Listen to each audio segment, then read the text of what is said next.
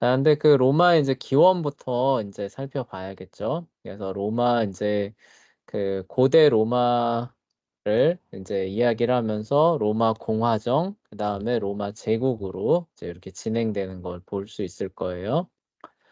또 로마를 얘기를 했을 때 처음으로 언급해야 되는 사람들이 있는데 그 사람이 에트루리아인이라고 하는 사람들이에요. 예, 요 사람들이 오늘날의 로마 문명의 그 기본이 되는 그런 문명들을 전수해 준 사람으로 예, 평가를 받습니다.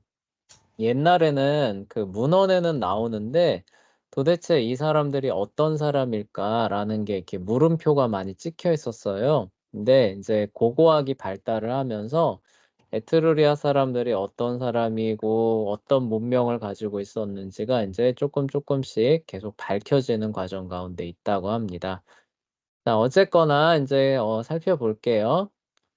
BC 2000년경 인도 유럽 계열의 사람들이 알프스 산맥의 포강 계곡 주변을 떠돌아다니며 살았지만 문명이라고 부를 만한 것을 거의 만들어내지는 못했다. 그러니까 이탈리아 반도가 있잖아요. 그쵸?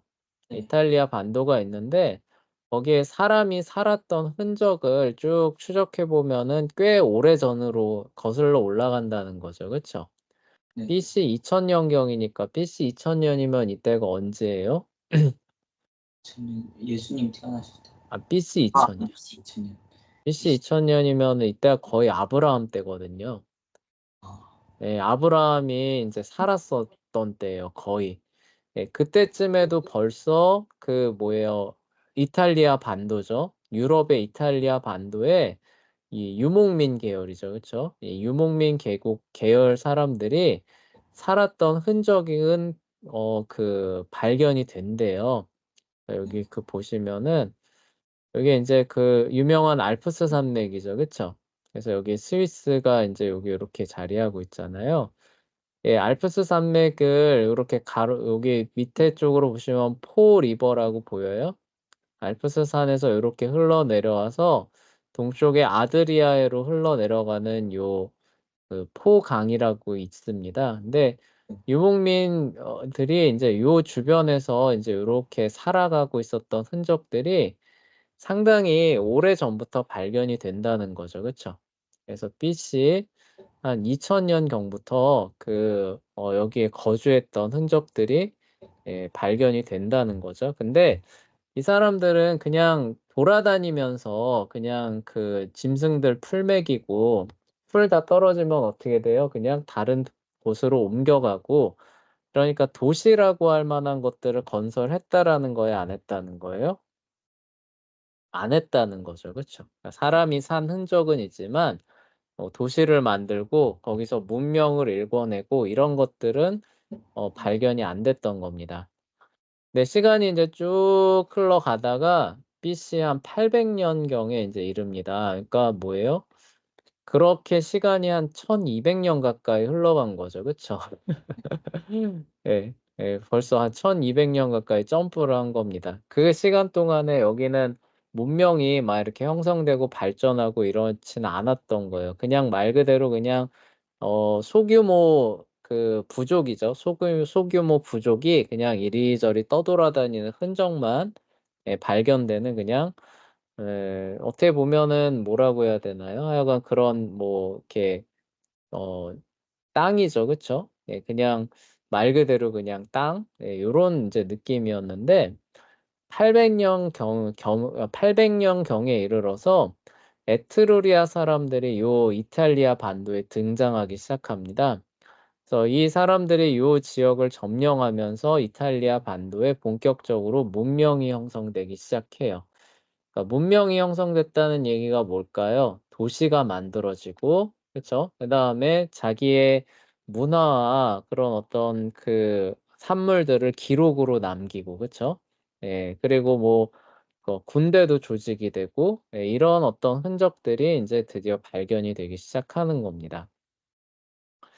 자, 비교적 최근까지 에트루리아인들의 역사와 문화에 대한 내용은 잘 알려지지 않았다라고 나오죠. 그러니까 로마 제국의 인제 역사를 얘기를 할 때 에트루리아 사람들이 나오는데 이 사람들이 도대체 어디서 왔고 그다음에 어떤 문화와 문명을 갖고 있었고 이런 것들이 안 밝혀져 있었던 겁니다. 그래서 되게 베일에 쌓여 있는 그런 사람들이었는데 아까 선생님이 얘기했던 것처럼 하지만 고고학자의 연구로 인해 조금씩 그 베일을 벗고 있으며 그로 인해 헤로도토스가 그들의 기원에 남긴 증언을 사실로 인정하는 역사가들도 조금씩 늘고 있다라고 나와요. 네, 헤로도토스가 이 에트루리아 사람들이 그러니까 그 로마의 인제 역사를 얘기를 할 때 에트루리아 사람들이 와서 이제 고 로마 그 주변에 인제 그 정착을 했다라는 그 기록이 있거든요. 네. 네, 그 기록을 인제 헤로도토스라는 사람이 역사라는 곳에 남기는데 "왜 왔느냐?"라고 하면은 원래 이 에트루리아 사람들이 거기에 그 소아시아 있죠. 거기 그 이오니아 지방 있잖아요. 그쵸? 예, 그리스 그 식민 도시인 이오니아 지방 있는데 거기에 그 리디아라고 하는 왕국 기억나요? 아 네. 예, 그 페르시아 쳐들어갔다가 망한 그 왕국 기억나죠? 그쵸? 네. 그 리디아라고 하는 그 왕국이 있었는데 거기에 심한 기근이 들었었답니다. 이거 헤로도토스가 쓴 거예요. 예, 심한 기근이 들어서 이제 더 이상 먹고 살 게 없으니까 인제 그 백성을 반으로 나눠요. 반으로 나눠서 한 무리는 여기서 계속 살고 다른 무리는 인제 먹을 게 워낙 없으니까 이 도시를 떠나기로 인제 결정을 하게 됐대요. 아 네. 그런데 거기 티레누스인가? 티레누스라고 하는 그 왕자가 있었는데 그 왕자가 이끄는 무리가 떠나는 거로 결정이 되면서 배를 타고 인제 그 소아시아의 리디아를 떠나서 이제 자기가 정착할 지역을 인제 찾아다니는 거죠. 그쵸? 예, 찾아다니다가 어디에 정착하느냐 여기 그 이탈리아 반도 여기에 인제 정착을 하는 거예요. 특히 어느 지방이었냐면은 요 이탈리아 북부 지방입니다. 그래서 여기 여기 로마 보이시죠? 그쵸? 네. 예, 로마에 까지는 안 가고 요 이탈리아 북부 지방에 여기 인제 정착하면서 예, 나라를 세우는 예, 인제 민족이 에트루리아의 사람들이 되는 거예요. 이 사람들이 인제 그 일궈 놨던 문명이 이제 그 로마에 전수가 되면서 로마 문명으로 사실 후대에 알려지게 되는 거예요. 그러니까 무슨 얘기냐면은 우리가 로마 문명하면 떠올리는 그 특징들 있잖아요. 예, 네. 그런 특징들이 그 예전에는 당연히 '로마 문명이니까 로마가 오리지널이다. 로마가 기원이다.'라고 생각했을 거 아니에요. 그쵸? 네. 네. 연구를 고고학자들이 연구를 하다 보니까 이게 원래 오리지널은 로마가 아니라 에트루리아에서 기원한 거였는데 에트루리아가 로마에 인제 흡수가 되면서 그게 로마의 그런 어떤 그 아이콘으로 자리 잡게 된 것이다. 이걸 인제 나중에 밝혀내게 된 겁니다. 무슨 얘기인지 알겠죠? 그쵸? 네. 네. 어쨌거나 인제 헤로도토스가 그런 증언을 남겼답니다. 그래서 그 사람들이 이렇게 떠돌아다니다가 인제 그 이탈리아 중북부 지역에 인제 정착을 하면서 예, 세운 예, 그 생겨난 민족이 에트루리아 사람들이다라는 증언 고 단편적인 족이 하나 있었는데 이게 처음에는 역사가들이 인제 쪼끔 이제 그 의문을 표했답니다. 아니 기근이 있다고 무슨 저기 그 뭐냐 그 배를 타고 안 그래도 먹을 게 부족한데 어떻게 배를 타고 떠나겠어요. 그쵸? 네. 예. 네, 대규모 무리들이 배를 타고 떠나려면 배에다가 물자도 또 실어 주고 이렇게 해야 될 거 아니에요. 그쵸? 그래서 '아 이게 사실이 아니다.'라고 보는 역사가들이 많았는데 네, 계속 발굴을 하다 보니까 인제 의외로 예, 이 연결고리가 그러니까 리디아 지역하고의 연결고리가 인제 하나둘씩 나오는 겁니다. 예, 그래서 예, 기록된 대로 그대로의 사실은 설령 아니라고 한다 할지라도 '아 이게 전혀 근거 없는 얘기를 적어 놓은 거는 아니다.' 이런 사람들이 쪼금씩 늘어나고 있어요. 그래서 네, 헤로도토스가 남긴 증언을 인정하는 역사가들도 쪼금씩 늘어나고 있는 예, 고런 추세에 있다고 합니다.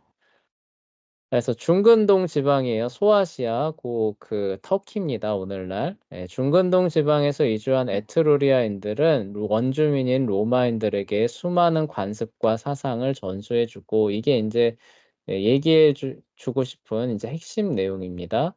그러니까 훗날 로마를 대변하는 그런 문화와 관습 대부분이 사실 누가 갖고 있었던 거라는 거예요? 에트루리아 사람들이 갖고 있었던 게 로마 사람들에게 전수가 되면서 훗날에 로마 제국이 되니까 로마 하면 떠올리는 그 것들 있잖아요. 그쵸? 네. 예, 그런 것들이 알고 봤더니 원래는 이 사람들이 하던 거더라. 이렇게 되었다는 거죠. 아, 아, 예. 관습과 사상을 전수해 두고 여러 도시를 세웠다. 그 도시 중에 피사, 시엔나, 아시시 같은 도시는 오늘날에도 남아있다라고 되어 있는데 여기 유명한 도시 하나 있죠. 여러분이 알만한 도시, 피사라는 도시. 여기 가면 뭐가 예, 맞아요. 뭔지 알죠, 그쵸? 아, 이렇게 해서 이렇게 기울어진 건물 알죠, 그쵸? 네. 예, 여기 이 도시가 누가 세운 거라고요? 에트루리아. 에트루리아 사람들이 세운 고대 도시라는 거예요. 그 아, 도시가 오늘날에도 존속하는 거죠. 그러니까 수명이 엄청 긴, 그러니까 역사가 오래된 도시죠, 그쵸? 네. 예, 그런 겁니다. 자, 넘어갈게요. 자, 그러다 BC 700년경에 이르면은 어떤 변화가 일어나느냐? 그 그리스 사람들의 해외 위주가 이제 활발해지는 시기가 이제 700년경이에요. 그러니까 800년경에 먼저 이제 정착은 했지만 이제 그리스 사람들이 이제 본토에서 이제 그 살기가 어려워지니까 그왜 그랬는지 기억나죠, 그쵸? 네.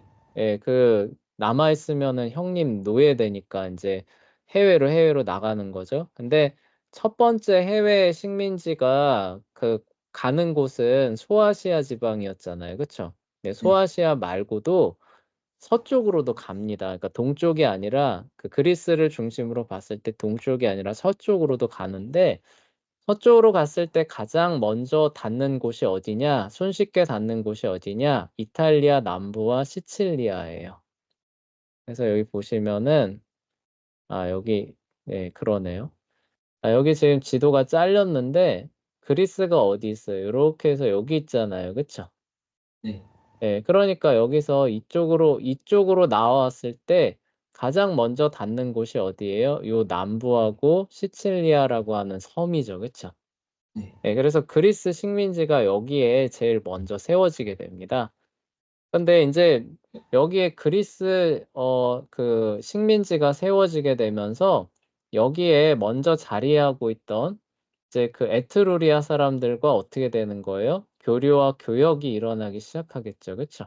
아, 예, 그러면서 이 사람들이 기존에 가지고 있었던 자기의 고유의 문화와 문물에 더해서 그리스 사람들의 문화와 문물을 받아들이기 시작하는 그런 두 번째 단계에 접어들게 되는 거예요. 그러니까 로마 문명의 이제 그 자양분 역할을 하는 게 뭐냐라고 했을 때 이렇게 에트루리아 사람들이 가져온 관습과 사상인데 그 관습과 사상에 그리스 문명이 이제 조금씩 가세하는 모습이 700년경, BC 700년경에 이제 나타나기 시작합니다. 그래서 에트루리아 사람들은 그들과 교류하며 그리스 문명의 많은 부분을 자기 것으로 삼았다. 그래서 로마 문명하고 그리스 문명하고는 굉장히 그 동질성이 많아요. 심지어 신화조차도 어때요? 그리스 로마 신화라 그래가지고 그리스의 신과 로마의 신이 똑같잖아요. 그쵸? 네. 네, 그래서 그, 어, 그리스의 최고 신이 누구예요? 그, 제우스죠. 제우스죠. 그쵸? 네. 근데 그 로마의 최고 신이 누구예요? 그, 아닌데. 예, 유피테르예요. 유피테르. 아, 예, 유피테르인데 그, 그 신을 나중에 이제 보는 겁니다. 나중에 이제 이렇게 보니까 얘네들 제우스가 우리 유피테르랑 어떻다는 거예요? 비슷하다. 똑같은 신이잖아. 이렇게 하면서 둘을 동가로 쳐주는 거예요. 네, 그러면서 제우스 이퀄 유피테르가 되면서 그게 이렇게 그 동일한 신으로 대우를 해 줍니다.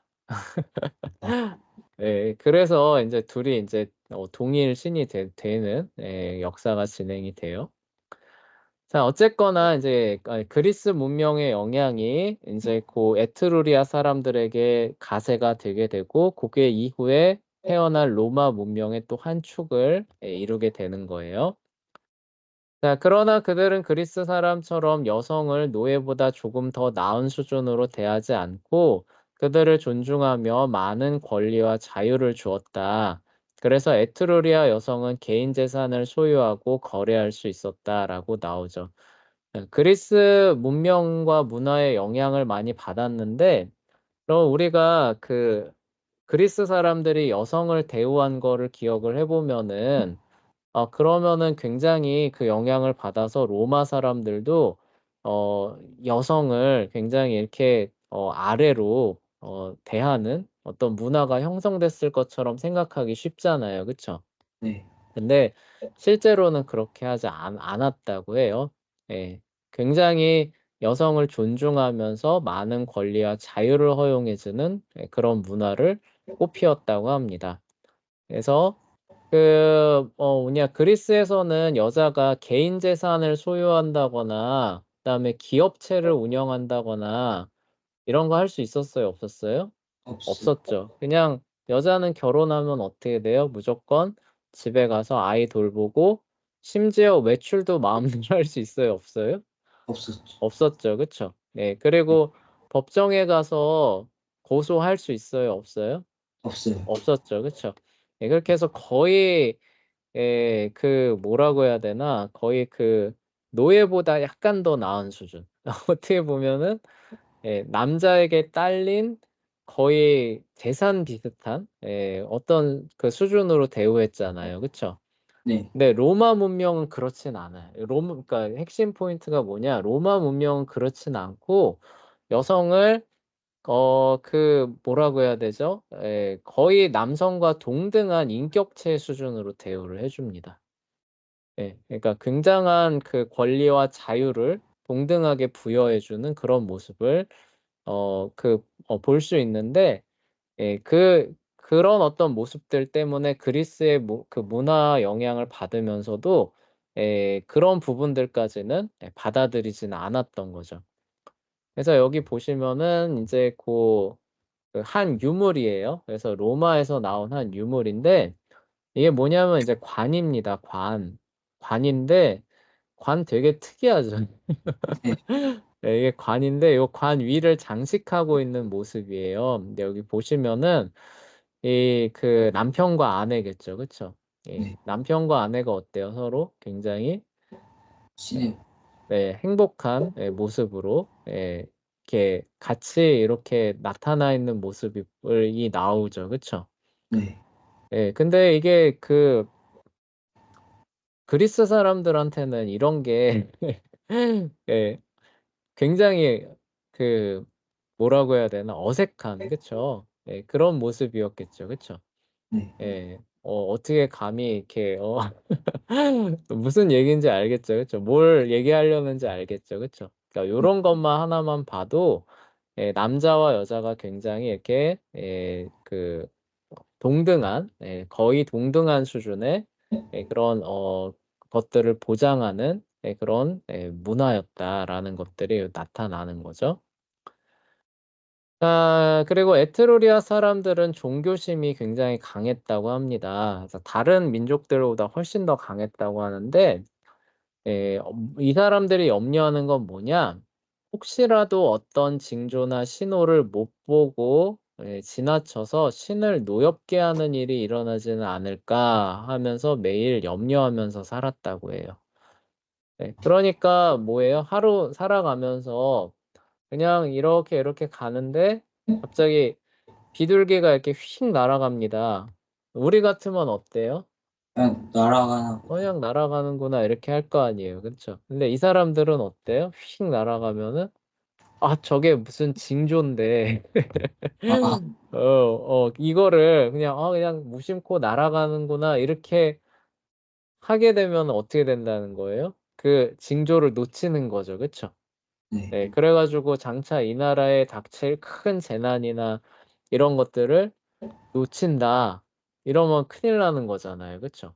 네. 그래서 이런 것들을 항상 신경 쓰면서 굉장한 열심을 기울이는 민족이었다고 해요. 네. 아 그래서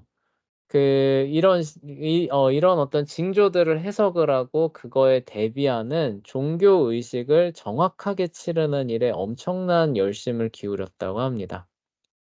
그리고 이 징조를 잘 보고 해석하는 일도 굉장히 중요하게 생각했다고 해요. 네. 그래서 이 사람들한테는 무엇이 옳거냐 그르냐 약간의 그 뭐라고 해야 되나 그리스적인 합리성이죠. 그런 게 중요한 게 아니라 뭐예요? 징조나 네. 징조를 정확하게 파악을 하고 그거를 또 정확하게 인제 대응할 수 있는 의식을 정확하게 치르는 거. 이런 걸 굉장히 중요하게 생각했다고 해요. 그러니까 우리로 따지면은 우리의 그 전통 문화로 따지면은 뭐라는 거예요? 조상 제사를 지내는데 제사상을 어떻게 차려야 되느냐. 그쵸? 네. 예. 어떤 음식이 어디에 들어가야 되고 어떤 절차를 통해서 네. 어떻게 해야 조상들이 노하지 않고 그 뭐냐 자손들을 축복해 주느냐 이런 거 굉장히 우리 조상들이 인제 목숨 걸고 그렇게 중요하게 생각했잖아요. 네. 그래서 뭐 그 "남의 제사상에 감나라 배나라 한다."라는 그 말이 나왔던 이유가 뭐냐면은 제사상에 감이 들어가느냐 배가 들어가느냐가 뭐예요? 엄청나게 중요한 아 사실이었다는 거죠. 그쵸? 네. 그러니까 그런 걸로 우리가 생각을 해 보시면 돼요. 그거 잘못하면 어떻게 되는 거예요? 조상이 화나 가지고 집안 집안 집안이 풍비박산 나고 막 이렇게 생각하니까. 네. 그래서 종교 의식을 정확하게 치르는 거 그리고 뭐 새가 날아가는데 이게 전쟁을 가져올 징조인지 승리를 가져올 징조인지 뭐 가뭄을 가져올 징조인지 이런 것들을 해석하고 그에 맞는 의식을 치르는 게 이 사람들의 일생일대의 과제였다고 합니다. 아 그래서 종교심이 굉장히 강했다. 그런 모습들이 인제 고고학을 통해서 이제 밝혀지고 있다고 해요. 또한 그들은 악령의 존재도 믿었다고 해요. 수메르 사람들도 악령의 존재 믿었었죠. 그래서 부적 같은 거 쓰고 그랬는데 하여간 이 사람들도 악령의 존재를 믿었다고 합니다. 훗날에 로마인들이 섬긴 유피테르 이거 제우스죠. 유노는 인제 헤라죠. 미네르바. 미네르바가 이게 테러가 저쪽 헤르메스죠. 그쵸? 헤르메스. 요 세 명의 신도 원래 그들이 섬긴 신이었다고 해요. 그러니까 원래 에트루리아 사람들이 이 신들을 섬겼는데 나중에 로마에 인제 흡수가 되면서 로마도 어쨌든 신들을 섬겼을 거 아니에요. 근데 그 신들을 보니까 '아 얘네가 섬기던 유피테르랑 우리랑 어떻다는 거예요? 똑같네. 그러니까 동일 신으로 쳐 주자.'라고 해서 그냥 융합이 되는 겁니다. 그리고 아 나중에 그리스 사람들이 들어와서 인제 교류를 인제 하다 보니까 우리 유피테르랑 제우스랑 똑같네.'라고 하면서 다시 어떻게 되는 거예요? 다시 또 융합이 되는 거예요. 그래서 그리스 로마 신화가 되는 거죠. 네. 그런 어떤 과정들을 거치게 되는데 원래 그 오리지널은 누구냐라고 보면은 이 에트루리아 사람들이 섬겼던 신이었다는 거예요. 네. 그게 인제 로마로 이렇게 전수가 되면서 인제 그들의 주신으로 자리를 잡게 되는 거죠. 그리고 에트루리아 남자들은 토가라고 불리는 헐렁한 겉옷을 걸치고 다녔으며 아주 용맹한 전사들이었다. 이 토가라고 하는 옷 여러분들 한 번쯤은 본 적이 있을 거예요. 영화 같은 데를 통해서도 본 적 있을 겁니다. 자 요런 거 본 적 있죠? 아 로마 네. 사람들 하면은 딱 떠오르는 이 옷 있죠. 그쵸? 아 네. 이거 공식적인 자리에 갈 때 입는 옷이잖아요. 이렇게 여기 인제 이 두르기 전이에요. 하나의 천옷을 요렇게 둘러 가지고 이렇게 여기다 끼우는 거죠. 그쵸? 그리고 이게 늘어지니까 손으로 이렇게 받치는 거. 근데 요런 식의 겉옷을 원래 누가 입었냐라고 하면은 로마 사람들이 아니라 에트루리아 사람들이 원래 입었던 옷이었대요. 예, 아, 근데 이 옷이 로마로 인제 어쨌든 로마가 에트루리아를 병합하면서 그 문화들을 인제 다 어 자기네 거로 삼는데, 그중에서 이 토가라고 하는 옷도 이제 자기네 그런 문화로 인제 삼는 거죠. 예, 그러면서 인제 공식적인 자리에 갈 때 우리로 따지면은 뭐냐, 우리 공식적인 자리에 갈 때 예의상 입는 옷들 있잖아요. 그쵸? 네. 예, 양복들, 정복, 이런 개념이라고 보시면 돼요. 예. 근데 그게 사실은 에트루리아 사람들이 걸치고 다니던 겉옷이었다. 예, 라는 겁니다. 그리고 이 사람들은 그 굉장히 호전적이고 아주 용맹한 사람들이었다고 해요. 그래서 굉장히 잘 싸우는 사람들이었는데, 사람이 그래서 인제 그 세상을 떠나면은 인제 사람을 추모하는 장례식을 열잖아요. 이 장례식을 여는데 이 우리는 장례식 하면은 어때요? 전통이? 그 조용하게. 예, 조용하죠. 이렇게 뭐 소리 함부로 내면 안 되고 네. 이렇게 웃어도 안 되죠. 그쵸? 네. 예, 최대한 슬픔을 표현하면서 유족들을 위로하고 차분하고, 예, 그게 오히려 그 고인을 그 기리는, 예, 그런 어떤 예의잖아요. 그쵸?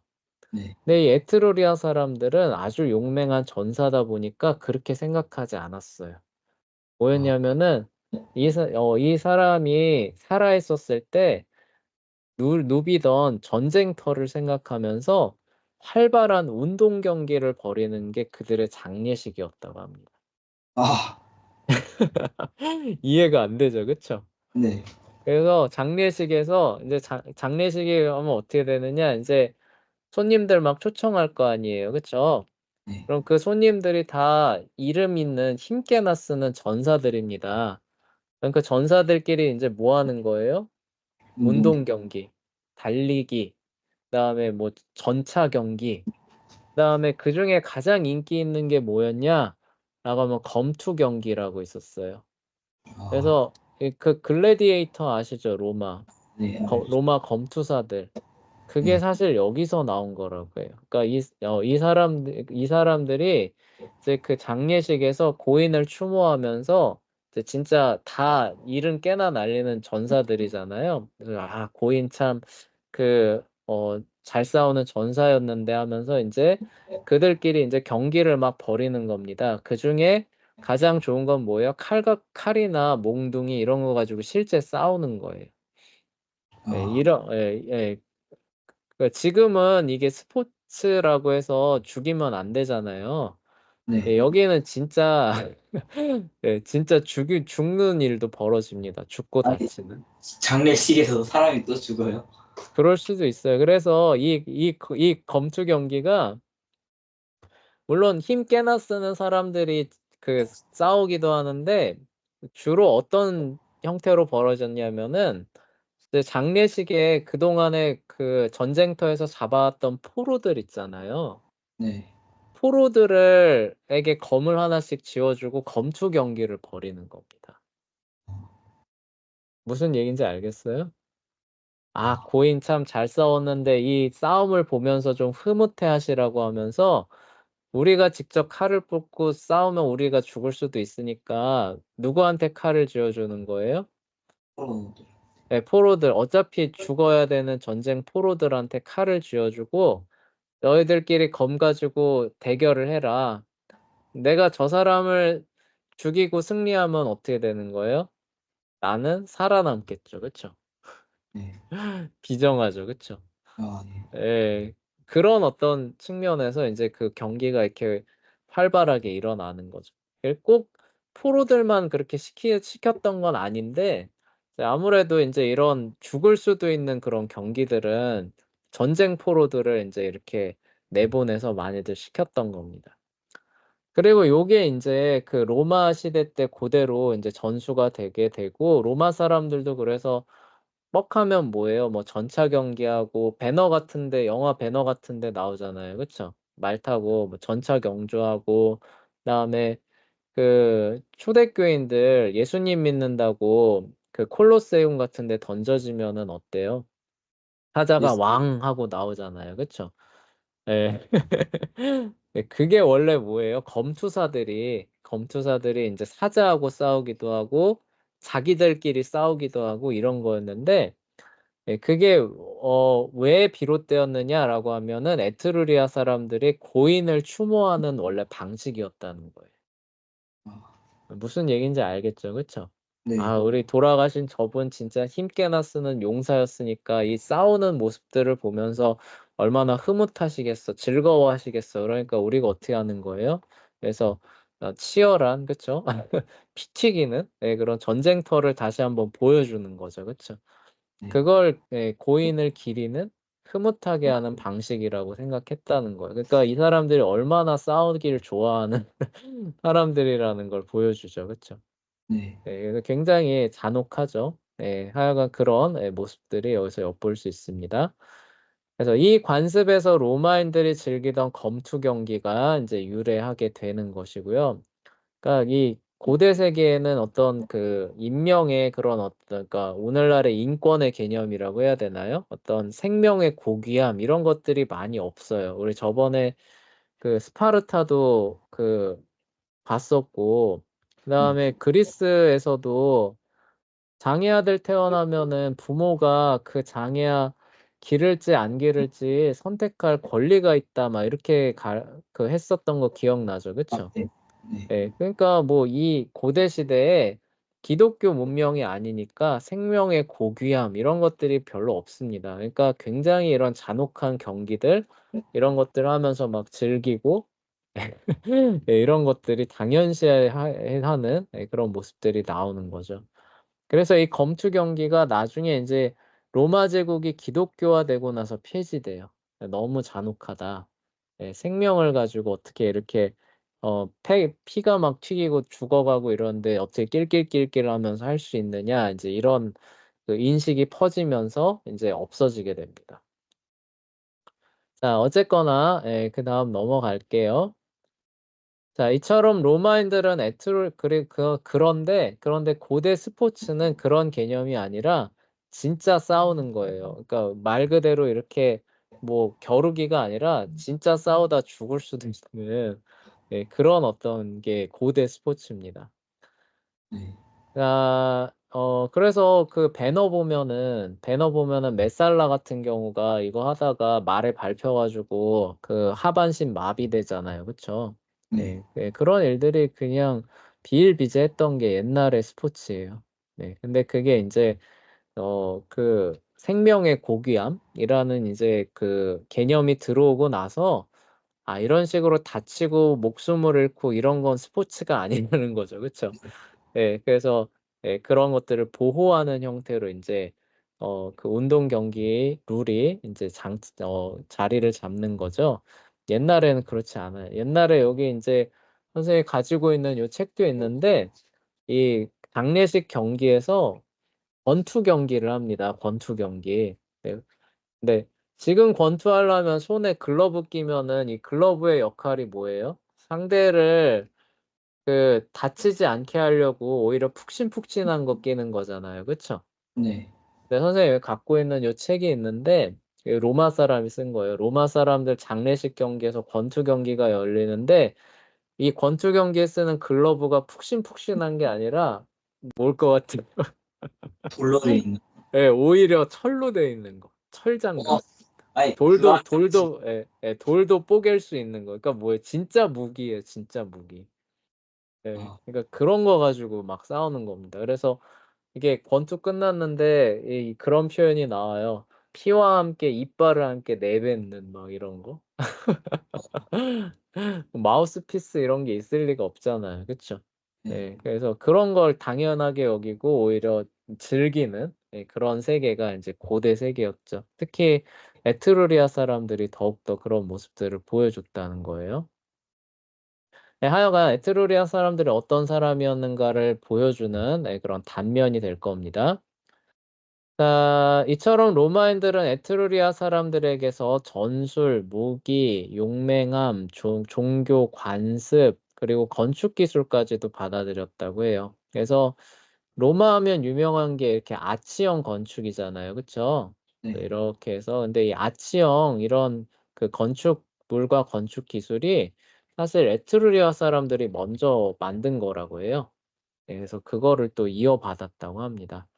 그래서 예 이 모든 예 문화적 기초 자양분들이 사실 그 근원을 따지고 올라가 보니까 나중에 로마를 상징하는 대부분의 것들이 에트루리아 사람들에게서 기원하고 있다는 게 속속들이 밝혀졌던 거죠. 그래서 이런 것들을 받아들여서 세계를 지배할 만큼 강력한 힘을 가진 민족으로 이제 발돋움하게 되는 겁니다.